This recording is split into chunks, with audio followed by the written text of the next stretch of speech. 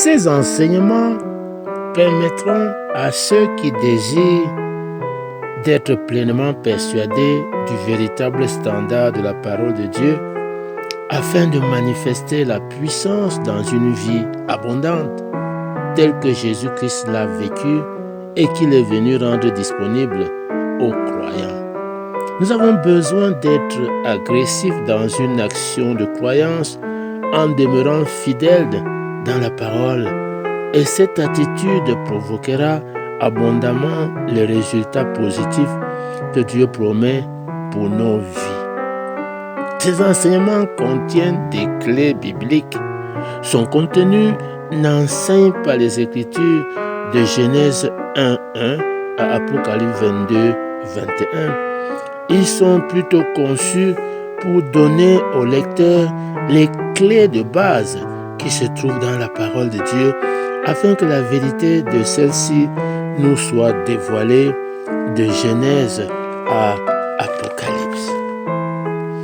Ainsi, la vie abondante que Jésus-Christ est venu mettre à notre disposition deviendra évidente à ceux qui veulent intégrer son abondance à leur vie. L'abondance physique, l'abondance mentale et l'abondance spirituelle. La première clé et la plus fondamentale à la puissance pour une vie prospère est que la Bible est la parole et la volonté de Dieu révélée. Cette clé est aujourd'hui le plus grand secret au monde. C'est un secret, non pas parce que Dieu le garde pour lui, non. C'est un secret parce que les gens n'ont pas cru. La parole, la plupart des gens ne croient pas que la Bible soit la parole et la volonté de Dieu révélée. Ils suppriment une partie de la parole de Dieu et en ajoutent une autre. Mais soyons logiques et conséquents. Ou bien la Bible tout entière est la parole de Dieu de Genèse à Apocalypse, où elle n'est la parole de Dieu nulle part. Savoir que la parole de Dieu est la volonté de Dieu est l'étape primordiale de notre recherche de puissance pour une vie abondante. Allons en Jérémie 2 et lisons le verset 13 qui dit « Car mon peuple a commis un double péché. Ils m'ont abandonné, moi qui suis une source d'eau vive, pour se creuser des citernes crevassées qui ne retiennent pas l'eau. » À qui Dieu s'adresse-t-il? Il dit « Mon peuple ». Dieu ne parle pas à ceux qui sont en dehors de son bercail, non, mais à ceux qui en font partie. Quand il dit « Mon peuple a commis un double péché », premièrement, ils m'ont abandonné, moi qui suis une source d'eau vive. Dieu est une source, contrairement aux citernes qui sont humaines. Une source a une provision d'eau intarissable. Lorsque l'homme abandonne Dieu, qui est une source, il creuse une citerne qui est de main d'homme et ne contient qu'une quantité d'eau limitée. Ainsi, quand les gens abandonnent Dieu, la source d'eau vive, ils se creusent non pas des sources, mais des citernes crevassées. En outre, ces citernes crevassées perdent toujours leur contenu limité. Les hommes se sont creusés un système théologique soi-disant valide. Ils ont lu ceci et cela et ils ont tiré toutes sortes de conclusions. Mais au moment même où ils ont besoin de puissance, ils se rendent compte qu'ils n'ont pas de ressources nécessaires.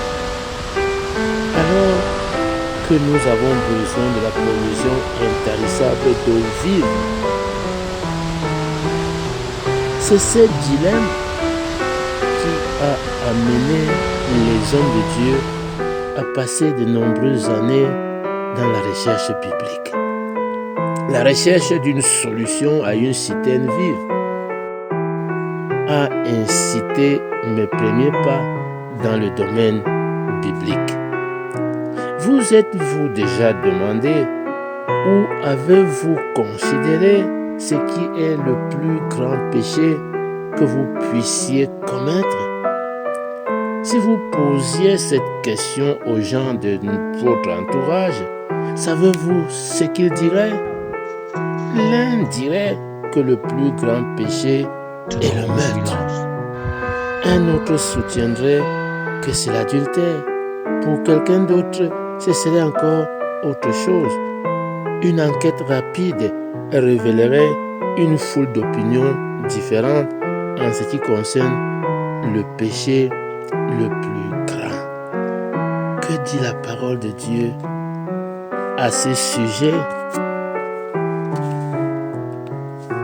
La réponse se trouve en Matthieu 22 à partir du verset 37 jusqu'au verset 28. Jésus lui répondit: tu aimeras le Seigneur ton Dieu de tout ton cœur, de toute ton âme et de toute ta pensée. C'est le premier et le plus grand commandement.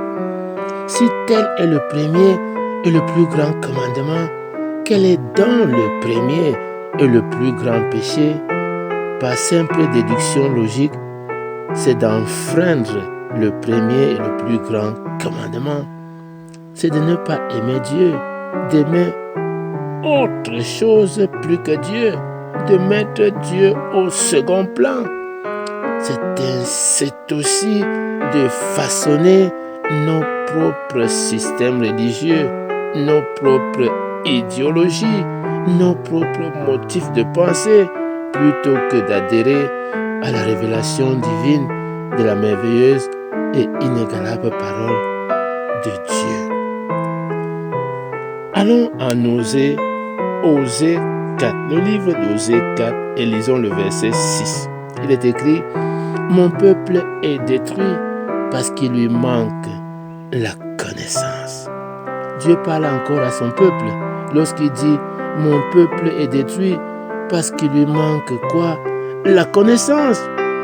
Il n'est pas question ici d'un manque de connaissances des sciences, de la philosophie, des journaux ou du cinéma contemporain. Non, si de nos jours encore, le peuple de Dieu est détruit, il n'y a qu'une raison: un manque de connaissance de la parole de Dieu. Ce manque de connaissance de l'intégrité et de la grandeur de la parole de Dieu, notamment que la parole de Dieu révélée est la volonté de Dieu, est la raison pour laquelle son peuple est en voie de destruction. Bien souvent, pendant la parole de Dieu, les gens ont toujours posé des questions. Ils demandent pourquoi les hommes de Dieu sont passionnés par la recherche biblique. C'est juste. Comment les hommes de Dieu ne seraient-ils pas enthousiasmés par la grandeur de la parole de Dieu avec son message de ressources illimitées? Pourquoi ne ferions-nous pas preuve d'un zèle extrême pour la grandeur de la parole de Dieu qui est bien plus durable et enrichissante? On admire les fantastiques du football ou du basketball. Mais si quelqu'un ose se montrer passionné pour la grandeur de la parole de Dieu, on le prend pour un fou.